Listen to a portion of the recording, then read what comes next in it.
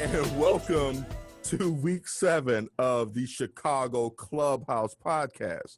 Once again, if you don't know, this is the sports show where we think we know what we're talking about, but we really don't know shit.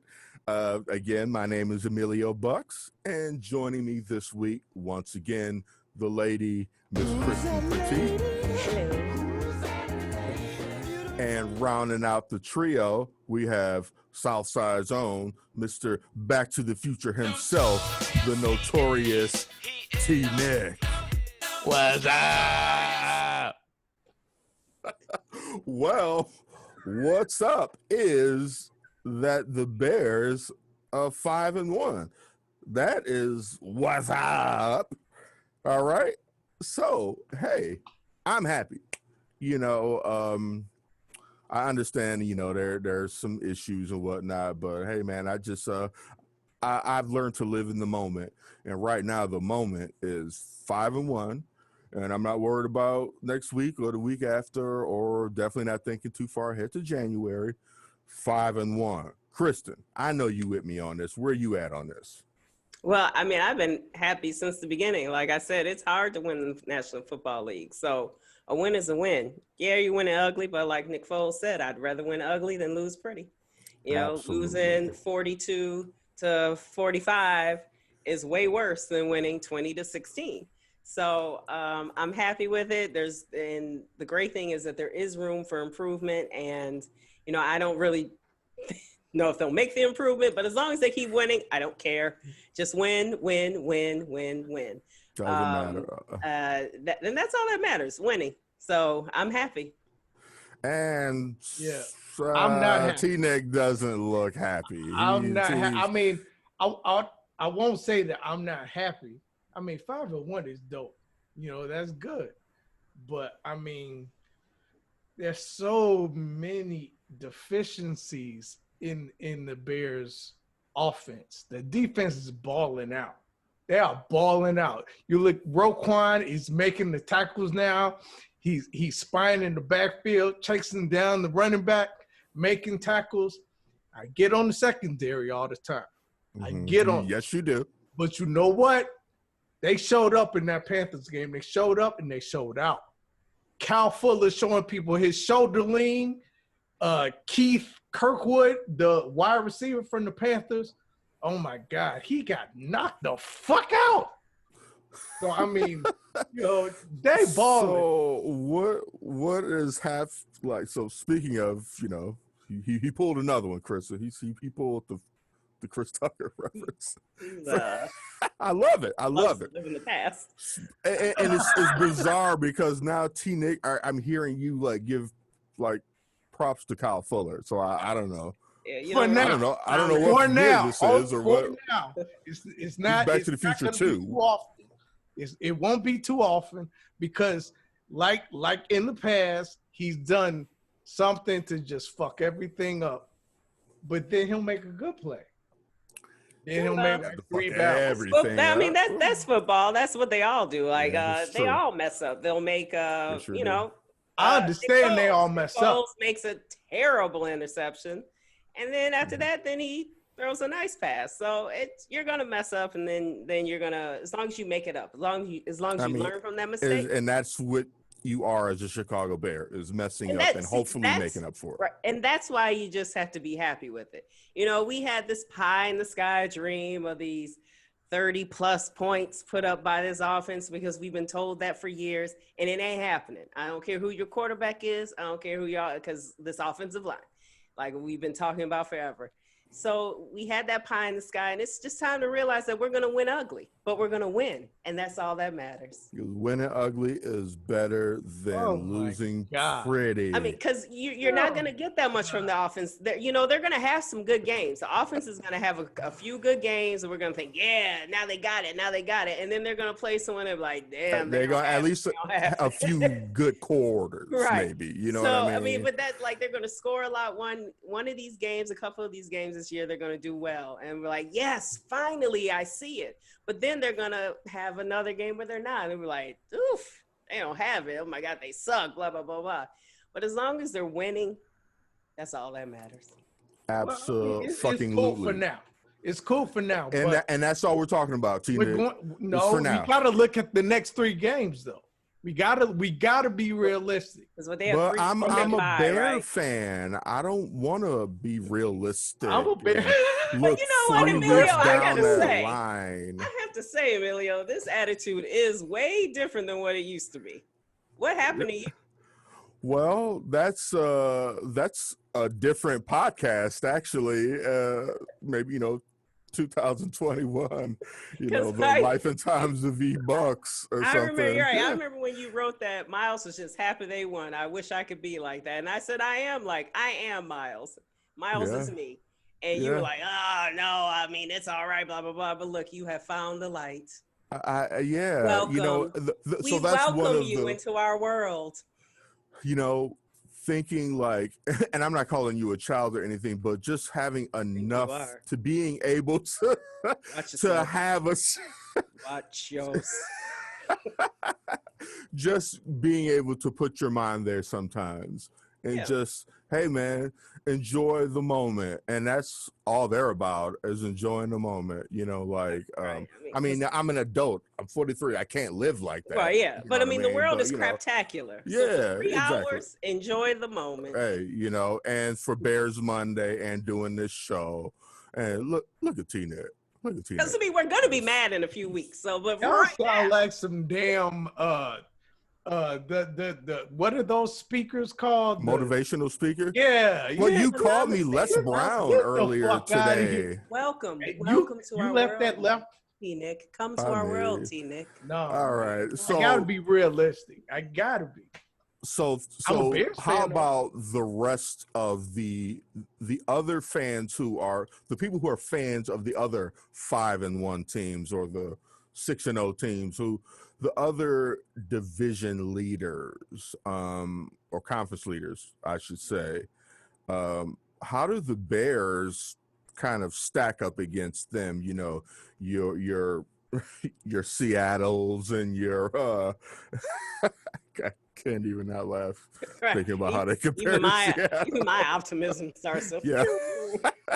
or of course, Kansas City, even Baltimore. I think we could handle the Cowboys. They're leading the NFC East. I think we compare to them. They took it over. I mean, with the Cowboys, 2 wins. Yeah.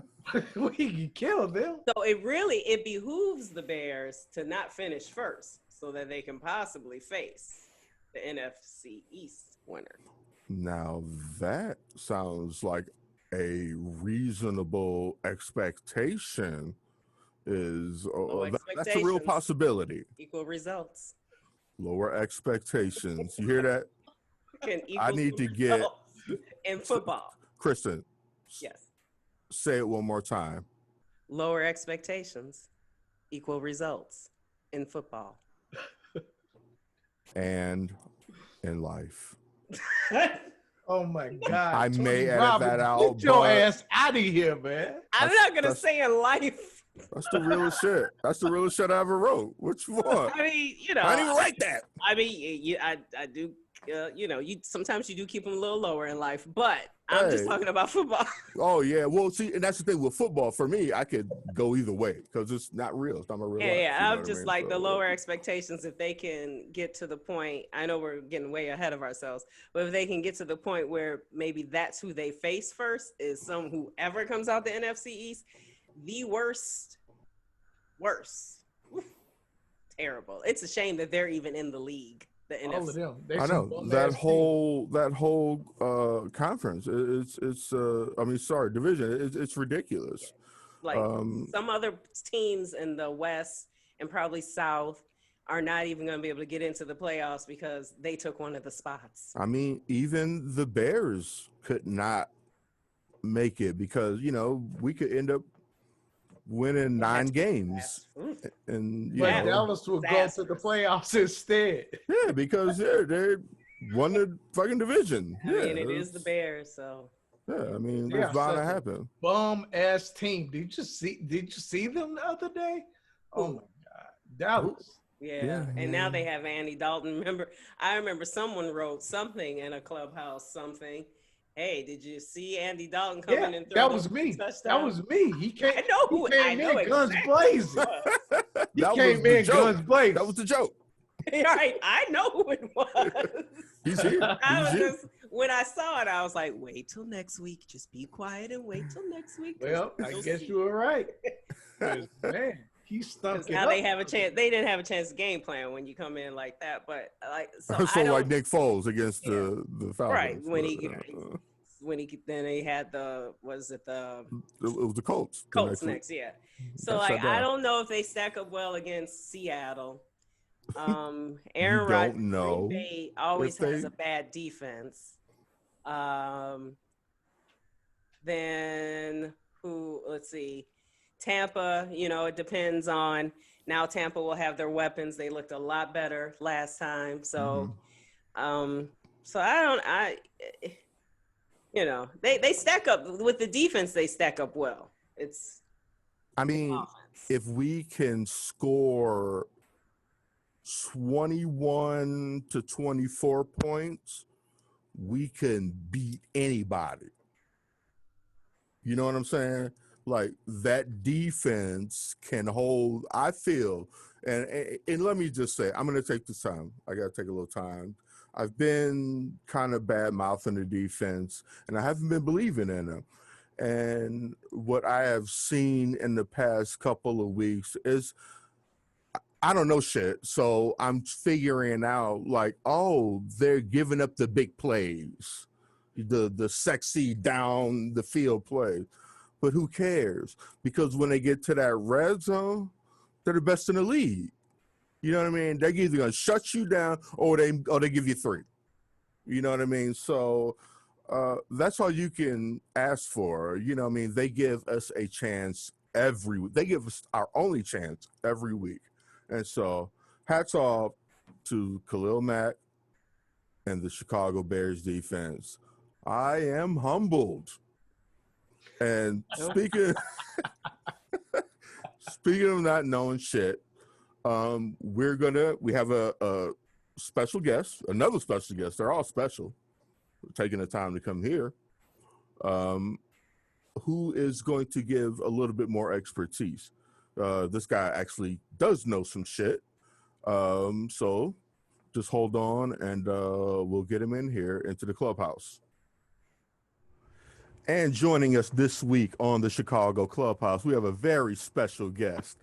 This brother is a former O-lineman down at the University of Central Florida, where he came out and then was signed by the Philadelphia Eagles for a season before he came home to play for his hometown. That's right, the brothers from around the way, for his hometown Chicago Bears. Played on that O-line there. He has since done a lot of coaching throughout the league, throughout the Arena Football League as well. He's coached youth football in the city as well as his alma mater, Mount Carmel High School. Please give a warm clubhouse welcome to Steve Edwards. Yeah. All right, welcome to the clubhouse, Steve. Appreciate you taking the time to come talk with us today, brother. Thanks for having me, man. Of course, man. Our pleasure. Our pleasure. So, hey, man, let's just jump right into this, man. Our Bears are 5-1, but there's a lot of concern on the offensive side of the ball. Still not quite getting that balanced attack with the run game, and of course, there's been a lot of talk about the O-line struggles. Now, you being an O-lineman, you have just a vast wealth of knowledge about all facets of the game, especially the offense being on that line. So, in your opinion, your professional opinion, like for this O-line who's had some recent struggles, especially with Daniels going down, what kind of plays or sets can like Nagy call to somewhat mask some of the deficiencies of the O-line, but just to enable a run game to exist, just so we can have maybe a more balanced attack? Yeah, that's the magic question that everybody has around the city, the run game. How do we get it going? To be successful, we know eventually we're going to have to run the ball. We can't get away with what we're getting away with on the offensive side of the ball and not having some kind of balance. One of the major things is commitment to the run that you have to have. You have to commit to it. You have to keep going and going, even when it's not being successful. It has to be a commitment, and when it's a commitment there, that's something that kind of you can just to go back and watch film and over again, repetition, and that offensive line has to get used to it. You got to get in the rhythm of running the ball. If you run the ball inconsistently throughout the game, there's no rhythm. Pass protection is not an easy thing, but it's something that you don't have to necessarily get in a rhythm as far as protection. Run game, you have to, because you got to get your fits. You got to, the guard and the tackle have to fit up. The guard and the center have to fit up and double team. The line of scrimmage work up to the second level. It's very orchestrated, and it's something that it just doesn't happen, and you have to get that real good flow, man. I've been out there when we got it going, and we got a good flow, and it's just clicking, but it's been a commitment to it, and that's something I think we're lacking as far as Nagy, committed to it. And also I throw this in there, the formations that he calls, just the multiple motions, and this player's motion in this way. And this trickery. Is what I say about yes. One of the big things that a lot of people don't know is when you're doing all that, the defense moves around. So as an offensive line, if you came up there and we just stayed in a no motion, straight formation where we're going to run, the defense for the most part is going to stay in that base defense. So as the offensive lineman, we work off a number count, starting at the center is a 0, and, the linebackers. And we have to, and they always used to say, offensive linemen, they're big. Like, man, we have to know a lot. Outside of the quarterback, offensive linemen have to know the most on the field. You seem like you got to know the playbook as much as or more than everybody, because you are literally involved on every play. Yeah, you almost out there. You almost have to know what the receivers do, and not as much, but you got to know what kind of routes. It's just going to be a 3-step. Where are they going to be? It's a hitch. All that stuff matters. You got to see what's going. One of the greats of all time, Olin Kreutz, center, one of the greatest, to ever put a Bears uniform. He used to look in the secondary and see what the safeties are doing. That would indicate that, hey, a certain blitz is coming. So all the motion, and what that does is allow the defense has to shift with that. So if you're looking up and you come out and before any emotions, you got this defense that's, okay, like I'm going to work up to this linebacker's over here.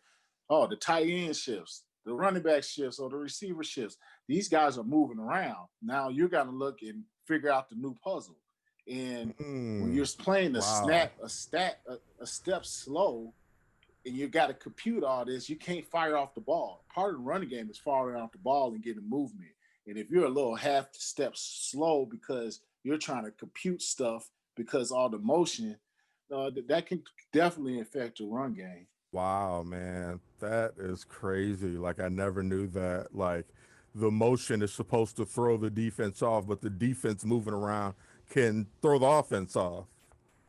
Yeah, if you do it too much, it's, motion is something you need to do and have some trickeration in there. But when you make that part of your culture and your play calling, and it's all the time, if it's 90% of the time that you're doing a bunch of motioning, that's tough, man. And that's one thing I noticed. I was like, man, I would hate all these motioning, So I think that contributes to it, a commitment to the run game.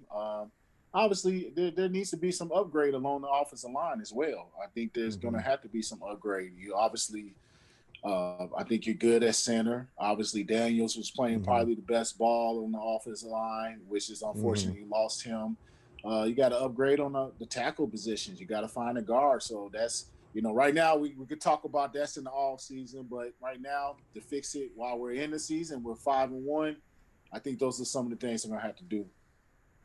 Right on. TNic. So let me ask you this. Since Tariq Cohen is gone, it's almost like run game is like non-existent now. What can we do to use CP? That's my guy. What can we do to use him better? I think you can use him the same way as Cohen. Obviously, he's a bigger player, but he has that same explosiveness and motion. You want to use a guy in motion. That's the guy who I would like to see him feel a lot more if you're going to do all that motioning, because he could do it all. You could you could do jet sweeps. You could do just straight up him in the backfield. You could flank him out. You could get him in the slide. I mean, the guy can do it all. And the same way they were kind of using Cohen. Obviously, two different body types, but two explosive home run hitting type guys. And I would say he's even more, obviously physically imposing, and he's somebody you have to account for. I would like to see him a lot more on the field with Montgomery together, Yeah. Yeah, he needs a lot more touches, I think. What about Ryan Naw? You think they can use him at all? I mean, he could probably, if you first of all, you gotta get Montgomery going. Let's focus there. We gotta focus there. Let's get Montgomery going. Get the young man the ball, man. They're like, oh, we gave him the ball. Like, no, let's do it again. One big thing, I don't know if you knew, Juan Castillo, the offensive line coach, who is my offensive line coach with Philadelphia Eagles, one of the best offensive line coaches in the game, was not with the team this past week. One of the practice squad players had COVID. He was in close contact, so they X'd him from practice all week, and he did not participate in the game. He actually texted me Sunday morning, chatting. I'm like, wow, he really can't be a part of this game. He's texting me and then asking what channel the game was on. Like, the guy's never been in that position. So you lose your offensive line coach. Yeah. Wow. Yeah. So excellent coach, but that's a big blow to lose your starting guard, and then you lose your offensive line coach in the same week. So kudos to the Bears for getting it done and figuring it out and getting the victory. But hopefully they can get on some kind of track this next week with Coach Castillo being back on the field with the players, and hopefully they can get things going. All right, Steve. So let's talk about quarterbacks. And so, we have the standstill quarterback and we have the mobile quarterback. As far as with a lineman, you play with a variety of quarterbacks in your career. Yeah. So what are the pros and cons for playing with a mobile or a pocket passer, or someone who can only slide up and down in the pocket? Well, yeah, when you got a mobile guy, you always got the potential for this guy. When you make a mistake, he can get away. You know what I mean? When you miss that block or you miss that blitzer, they have the capabilities of scrambling, making plays, throwing the ball on the run. And then when you got a stationary guy, obviously he's standing still. But so let me put it this way. With the negative of a running quarterback, you're blocking, you don't know where he's at. So, like, say you got your guy in front of you that you're blocking, you got him locked down. All of a sudden, he's going left and right, and you're just like, what is, and that quarterback is back there running around. And that's the hard part, is trying to keep your guy, because now you're playing basketball, defensive, and like somebody's trying to cross you up, and you just don't know where the quarterback is, and that's something that, if you've been around that quarterback for a while, you could probably get a little sense of what kind of scrambler he is. And, if it was Russell Wilson, it's all good. It's probably a good play one about to happen if he's scrambling around, something's going down the field. But with Mitch, to be honest, you don't know if it was about to, what was about to happen. I'm sure, but the standstill quarterback, the pocket quarterback, you know where he's going to be. You know where his landmark is. You got to fight, but fight your battle at a certain spot. You almost want that type of quarterback, unless you just, like I said, you got a Russell Wilson. He's just like, hey man, we got Russell Wilson, man. This dude can run and throw the ball on the run and make something big happen. And all the other scrambling type quarterbacks who are elite quarterbacks. But a standstill quarterback gives you an opportunity to kind of know where he's at. But at the same time, you want that quarterback to get the ball out of his hands. Now, if he's a guy who's not, obviously not mobile, makes it tough. He's not going to be able to escape. And that puts you in a predicament sometimes. But so if you got that standstill quarterback and he's a pocket guy, at least you want him to get that ball up out of there. You don't want him patting that ball and holding on to it. And guys like Peyton Manning, that ball was out of there. So right. And I think Nick Foles does a good job getting the ball out. I think we can put the man in a better position, to make plays. And it comes back to my philosophy of Nagy's play calling is all over the place. Now, and it needs to be a little consistent. Ed O'Bradovich mentioned that with the offensive line that we were going to see some of the deficiencies now because of the lack of a mobile quarterback, because someone could escape. And so you would maybe see the revolving door that could be Massey or Leno. Do you see that? Have you noticed that now that maybe Nick will run? We see he'll run, but he won't run as quickly.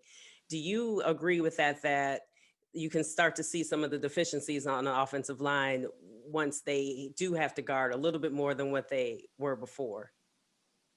Absolutely. I've seen it right up the middle. Right up the middle, there's been a lot of pressure coming up, either through blitzing or they having problems with the zero technique, three technique, those inside defensive linemen, and with the blitzes. Because if you notice, Foles has been taking some hits right up the middle. Quickest way to the quarterback is up the middle, and that's where you want to eliminate the pressure first and foremost. Obviously you got the outside guys that get paid a lot. But if, you can always run those guys by, you can always chip running backs on the outside, but that middle, your quarterback, unless he's a scrambler, he doesn't have a chance. And we've seen, and, I give kudos to Nick Foles. He's taking some shots in the mouth. If you can remember, I don't know if you remember the Atlanta Falcons game when he came in and he threw that game winner to Miller. He took one right in the chops. Mm-hmm. That was right up the middle. So automatically, you got to see, and it's been happening. And I said this to some of my people, that you got to be careful how Foles is taking these hits up the middle, because a couple times as he's throwing, he's gotten that hit and the elbow has kind of got stuck right here, and that could be an injury waiting to happen. And I've seen that in Atlanta game. I've seen it this past game with Carolina.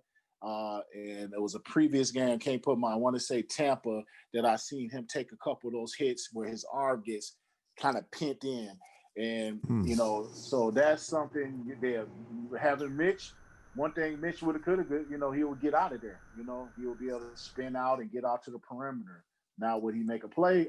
No, probably not. But at least he got him out of there, Right. So, yeah. Right. There's pros and cons to both. Yeah. So let's talk a little bit about this weekend's. Actually, we got the Monday night game. We got the national games always make me a little nervous. But yeah. So we got Monday night against the Rams, like third year in a row against the Rams. Now we got that Rams D line, anchored by Aaron Donald. Now, just for people who, may not know from a more of a technical standpoint, like what makes Aaron Donald just like so effective, and what could you do to just scheme against them? Whether you have success or not at it, just like what would be the game plan?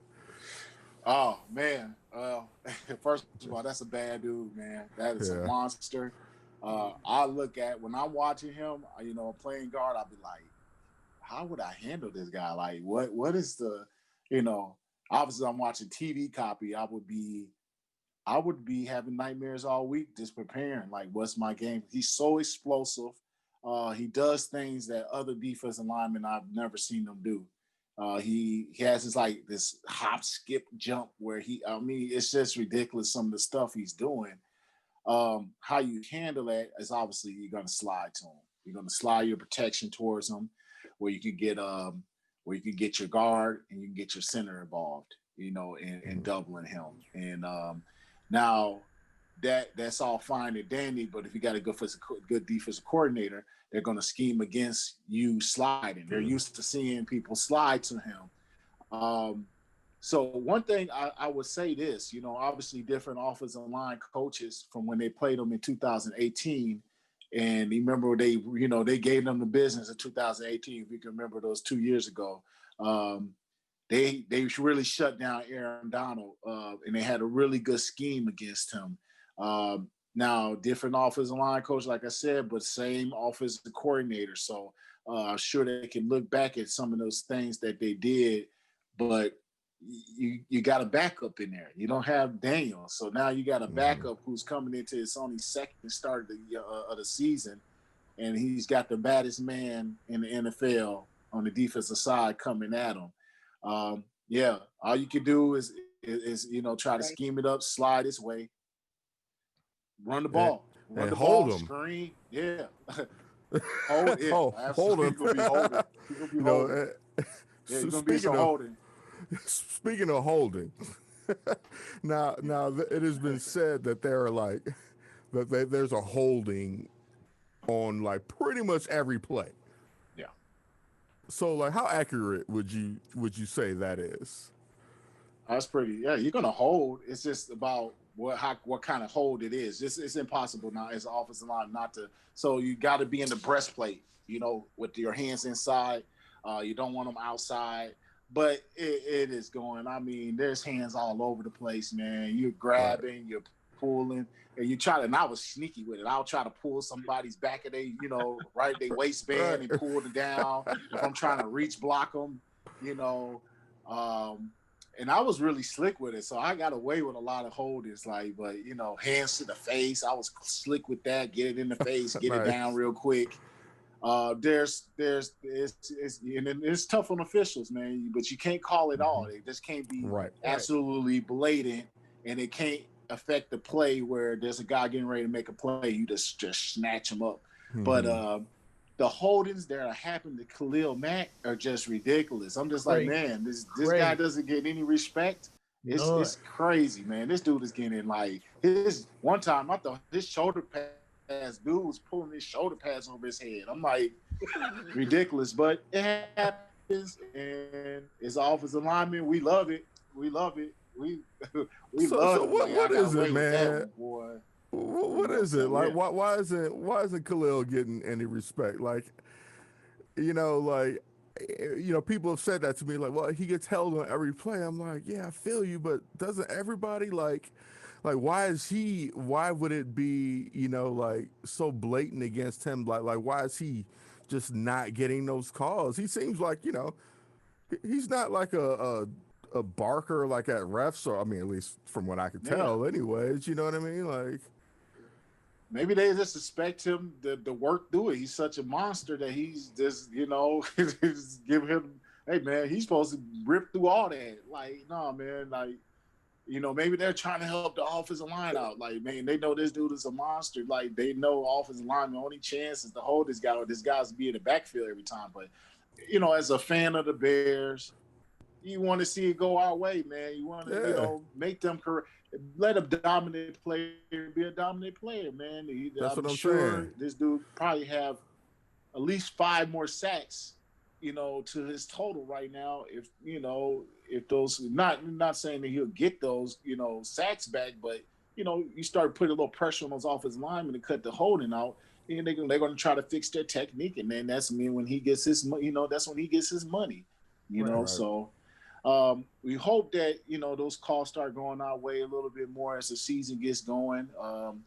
we're going to need it, because that's part of the game, man. Him getting a holding and giving those calls is part of what makes him, makes the team successful. So we need those calls, and they need to be fair about those. Yeah, definitely. Yeah. Hey, let me ask you this. And I know you might not want to badmouth him, but a lot of us do, especially me. Charles Leno. I already know where he's going. That dude, man, oh my God, he's horrible. And he spends a lot of time on the ground. If a defensive lineman is pushing him, he falls to the ground. So my man, I was listening to this other podcast called Keeping It 100. My man Phil called him Speed Bump Charlie. That was the funniest thing I've heard. Speed Bump Charlie. Why is this dude still on the roster, man?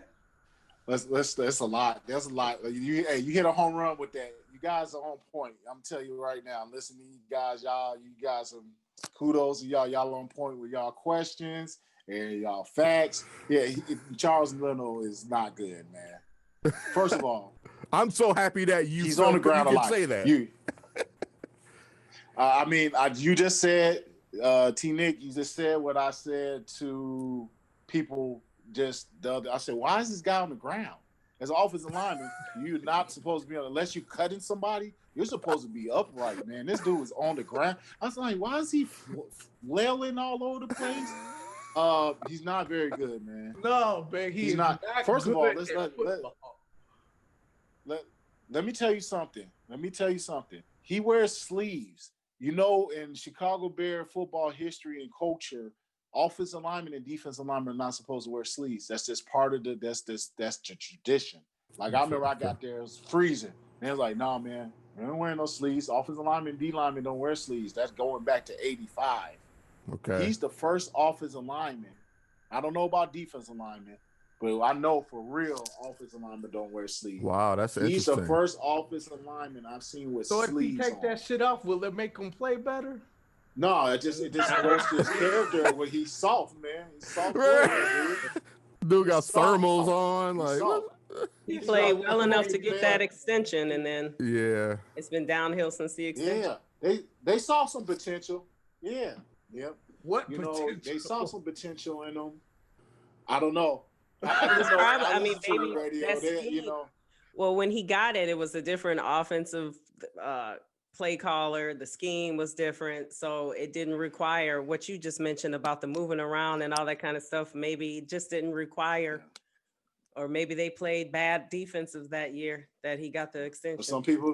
Or some people just lose motivation when they get the extension. They just don't have the same motivation. They don't put the same work in. That's all the possibility. He always looks confused after he's called for a holding or something. Like, what are you confused about? Get the money, then you propose to your fiance on the field, and then it's just that was soft. I mean, I believe in proposing, being sweet and all that. You don't do that, man. I was like, what? I said that was I forgot all about that, man. I'm glad you proposing to your fiance, like. That was it wasn't about it's not about impressing any of you men. It's about impressing the woman who said yes. Oh, you're right. So what you all care about if it looks soft? He didn't care. His woman liked it, so that's all that matters. He's soft. It's all. He's soft. He's happy. He's soft, and it goes to his character. Like, man, take that somewhere else, man. You could have went, Sears Tower. There's many landmarks in Chicago that you can do. Wanted to do it where he gets his money. He could have taken a helicopter ride. Could have done a lot of things. Now his history is one of the worst damn offensive linemen, and getting the fingers are pointing right to his butt. He's terrible, man. You hit it right on his head, man. When I said there needs to be upgrades. When I said that's who you were talking about. The number one upgrade. We knew. That's number one. When you said that, we were like Jay Leno. Jay Leno. You got it. But I'm gonna tell you this: they gave him an extension. The obviously saw some potential back then, and it's hard to find, athletic, left tackles, but he doesn't look too athletic right now. I don't. How much work has he put in the off season? Those things you got to think about. He doesn't look very strong on his lower body. That shows you're falling all over the place. That means you ain't really put too much weight, work into your lower body. Your base is weak. So that goes to your work ethic. What's Massey? Because Massey's butt's always in the quarterback's face. What's Massey's? Oh my God! I mean, he gets pushed back. He gets bull rushed a lot. All the time. Like, why is your butt in Nick Foles' back? Like, how are you knocking down your quarterback? He's the usher. That is the usher. He just let you right in. Like, they remind me of, remember Blake Brockenmeyer, when it was like a little red light, just go past him. Yeah. Wow, you brought up Blake Brockenmeyer. Whoa! Wow, he was the human turd. He actually, y'all. Oh yeah, he was a turnstile. Wow, y'all really killing me right now. Y'all really on point. Hey man, we get busy in the clubhouse, man. Like, turnstile. Where do you get that? I mean, we don't know. We don't really know shit. Kristen, that was hilarious. Y'all know something. The turnstile. That's what we saying. Like, man, look at that turnstile, man. Jesus Christ, man. Just letting them through. Yeah. Open up the floodgates, man. We call it open up the floodgates. All kinds of stuff. Oh, Blake Brockenmeyer actually has a bunch of sons who are ballers, and they're all going to Alabama. So we brought up his name. I actually, because I like Alabama's program, and he got two sons who are like top ranked, and they're both going to Alabama. So, but yeah, Blake Brockenmeyer, yeah, that's a good man. That's a good. Woo, you getting some key points right there. Yeah, needs to be upgraded. Bottom line, but we got to focus on it now. We're 5-1. You got to live in the moment. Exactly. They got some work to do, man. Week by week, man. You just hope. My thing is I go into each week hoping to see something different, something more consistent out of the offense, and just haven't been getting it. Yeah, definitely. So hey, man, let me ask you, Bears, what's your prediction?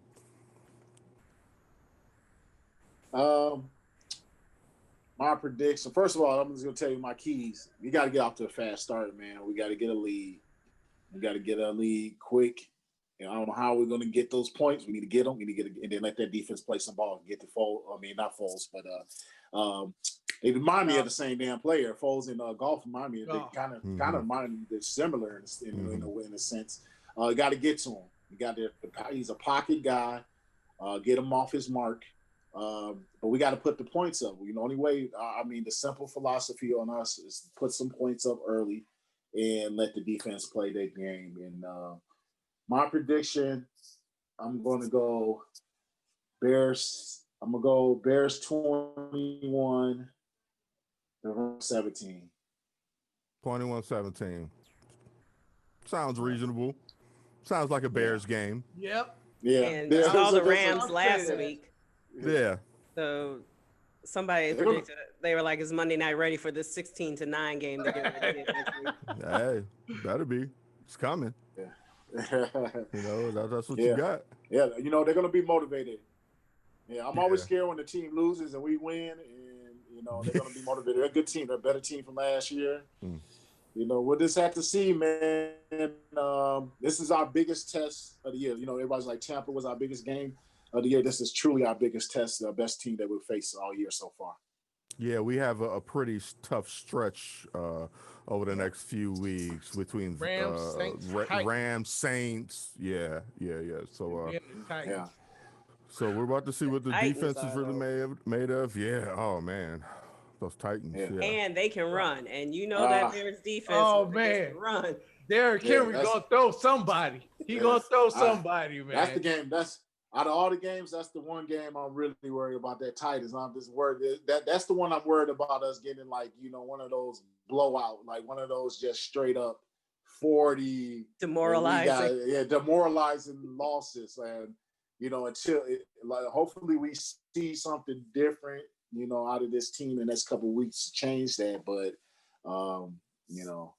I'm not even. I think Saints are vulnerable, but yeah, that Titans game. If we don't, ship up and get our stuff together, we're gonna have some problems down the stretch. So this is a important game. The next game is always a important game.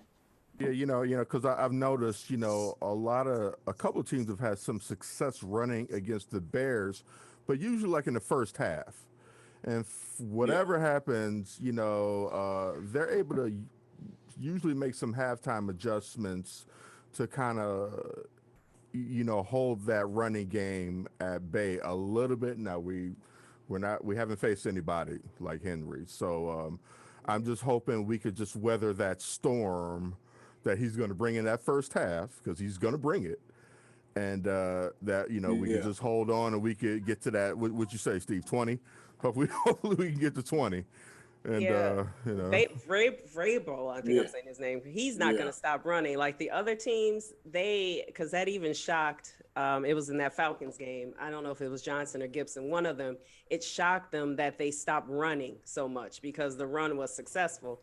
So for some reason, teams are like, "Oh, okay, we're going to start passing." Well, that plays into the Bears' hands. But Tennessee, he's going to be like, "Oh, we'll just run, no problem." Yeah.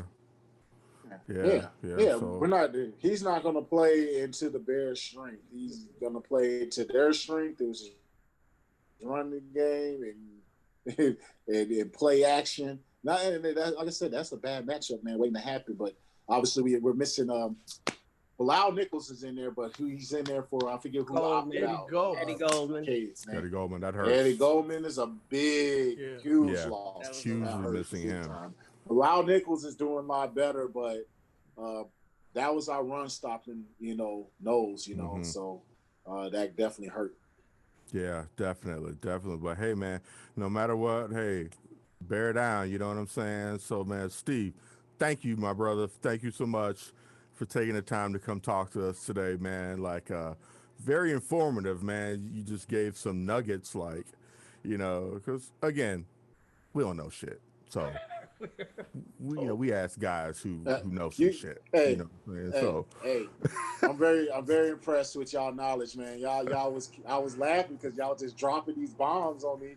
The Leno, the turnstile, talking about Leno on the ground. I mean, y'all was hurting me, man. I was like, what? Man. They really own it, man. Yeah, I love man. it. I like it, man.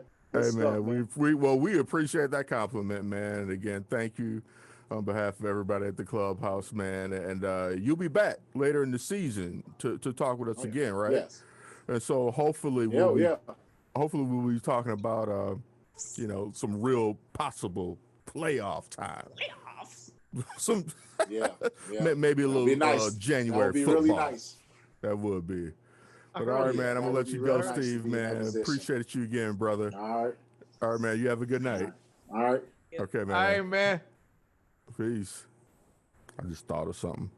What? Production? No, just something else that's just kind of on my mind right now. It's about the White Sox managerial search. I just heard some things today that were both intriguing and alarming. One thing I heard is that they have only been in contact with one candidate, which is Tony La Russa, which is unsettling. But now I heard like two other names thrown into the mix today. Who knows? But it's intriguing. I heard Sandy Alomar Jr., which I like Sandy Alomar Jr., concerned he's kind of a, one of the older guys who's been in the front office for a long time, not as long as, La Russa or anything like that. But I did hear Ron Washington, his name thrown into the mix, which I am very intrigued about. Who's that? Via the Rangers. Yeah, so he had an issue with drugs. Yes. So I don't know. Yeah, so he's a skipper. Who did he play? He played for the Yankees, I think. I can't remember who he played for. I'm sorry. I just No, remember. the Braves. He played for the Braves.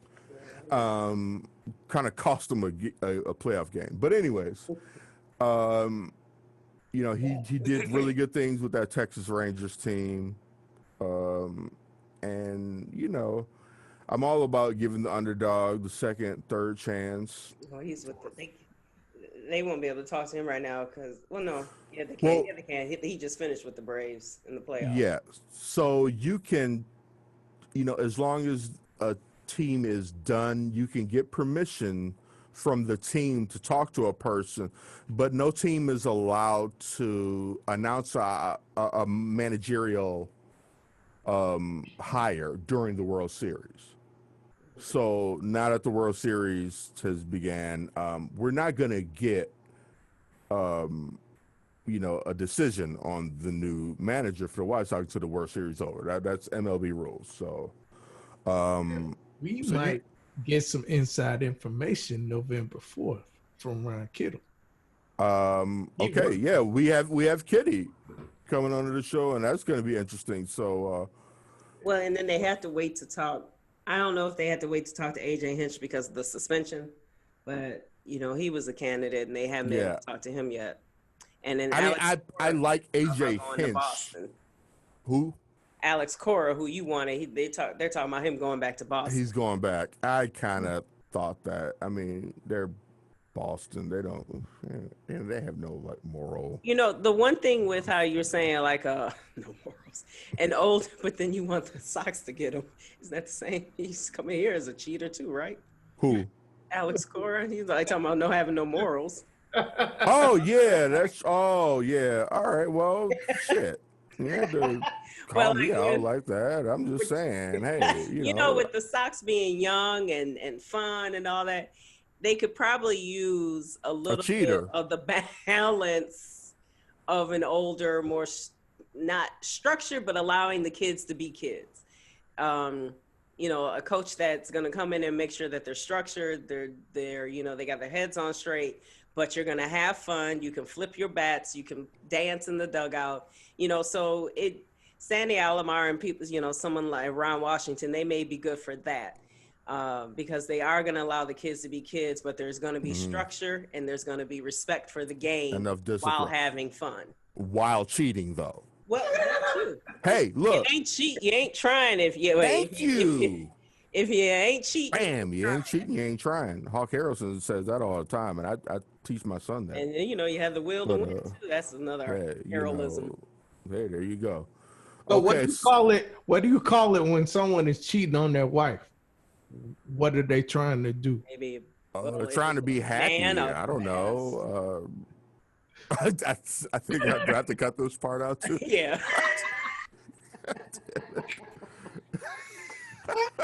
All right. It's all right. Let's get into it. Predictions. All right, predictions. Bears are losing clearly because we can't even get to these predictions. All right, predictions. TNic, what you got? 17-14 Rams. Ooh. 17-14 Rams. It's going to end on the kick. We had the heartbreaker. We had the special teams player of the week. All right. My turn. I'm going with Bears 21. I had the same score as Steve. I started to change it since he had mine too. 21-17 Bears. There will be another defensive touchdown. Okay. Well, yeah, you know, I'm going to say 24. I'm going to say they need 24 to beat the Rams. I don't know why I'm going to say that, but I don't know shit. Oh, exactly. So I'm just going to say 24-21. It's going to be another nail biter. We're not gonna. Me TNic, me and you were talking about this last night about we haven't had one game that at like the 3-minute mark, it was like we were just kind of sitting back like, oh, again, we got this, like, no. Nope. It's been down to even the loss was down. Yeah. And like last week's game, it was a half an inch away from that last drive continuing. That pass to DJ Moore. Yeah. So yeah, you're right. We are always like whew. Yeah, and then too much of the time it comes down to who makes the last mistake. Well, that's who loses. You know what I mean? It's just, that's, 5-1. 5-1. All that matters. It's my Jordan imitation.